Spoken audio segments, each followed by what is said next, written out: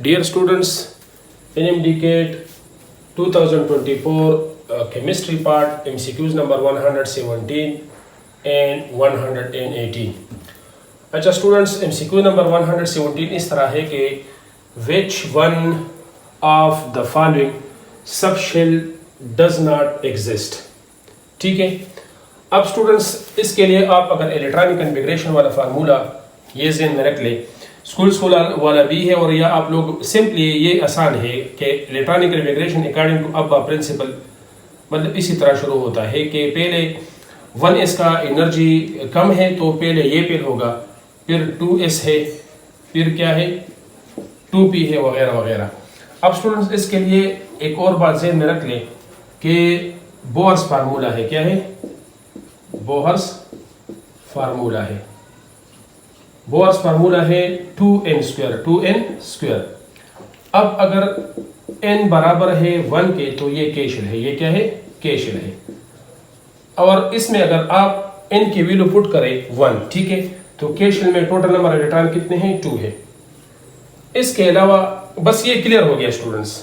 अब स्टूडेंट्स ये जो है ये मतलब इसको आप कोएफिशिएंट भी कह सकते हैं, ये शो करता है हमें प्रिंसिपल क्वांटम नंबर, क्या प्रिंसिपल क्वांटम नंबर, और ये मेन शेल को शो करता है। अगर ये 1 है तो स्टूडेंट्स ये के शेल है, ये क्या है नंबर 1 फर्स्ट शेल है ये, और इसमें टोटल नंबर ऑफ इलेक्ट्रॉन कितने हैं 2 है, ठीक है। तो इसीलिए स्टूडेंट्स हम P1 से शुरू नहीं कर सकते क्योंकि P में टोटल नंबर ऑफ इलेक्ट्रॉन 6 है, ठीक है। क्योंकि अगर आप लोग P शेल ले लें, P में के टोटल मतलब P के टोटल कितने ऑर्बिटल है स्टूडेंट्स, ये Px है, ये क्या है Px है, ये Py है और ये Pz है। अगर मैं सिंपली इसको इसी तरह शो करूं, ये इसी तरह, ठीक है, कि ये Px है, ये Py है, ये Pz है, अकॉर्डिंग टू होम्स रूल मतलब पहले आप इसमें अनपेयर इलेक्ट्रॉन पेयर करें, फिर पेयरिंग करें, लेकिन ये ज़हन में रख लें कि the number of electron in one orbital are always 2n number. एक ऑर्बिटल में टोटल नंबर इलेक्ट्रॉन कितने हैं 2 है, एक क्लॉकवाइज मोशन करता है और दूसरा एंटी क्लॉकवाइज मोशन। तो मतलब ये P में टोटल कितने P के टोटल कितने ऑर्बिटल है 3 है, Px Py और Pz। तो P में टोटल इलेक्ट्रॉन कितने हैं स्टूडेंट्स 6 है।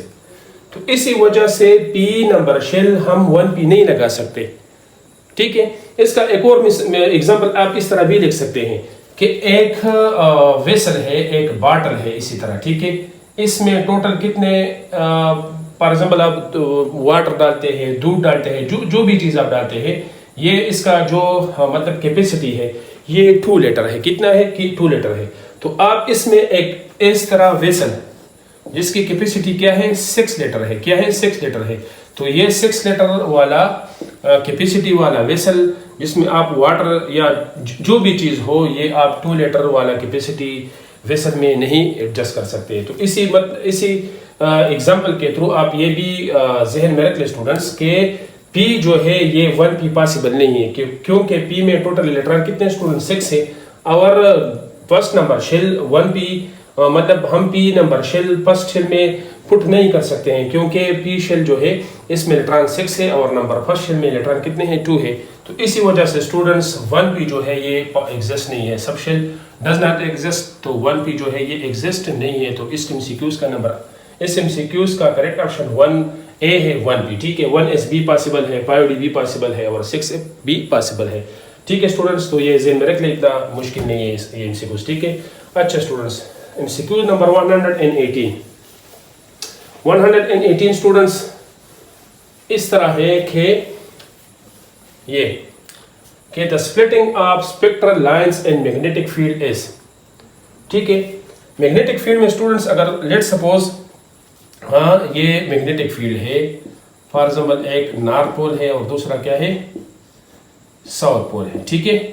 अब अकॉर्डिंग टू मतलब मैग्नेटिक क्वांटम नंबर अगर आप लोग P ऑर्बिटल इस मैग्नेटिक फील्ड में आप मतलब P ऑर्बिटल को इसी तरह मतलब splitting of spectral line in magnetic field, P orbital इससे पास करते हैं इस मैग्नेटिक फील्ड से, तो P ऑर्बिटल्स मतलब 3 लाइंस में फर्दर स्प्लिट होते हैं, ठीक है। इसका मतलब यह है कि P में टोटल फर्दर 3 ऑर्बिटल है, एक px है, एक py है और एक pz है। ठीक है, इसके लिए स्टूडेंट्स अगर आप ये भी ध्यान में रख लें, इसका जो m वैल्यू है ये 0 है, इसका +1 है और इसका -1 है।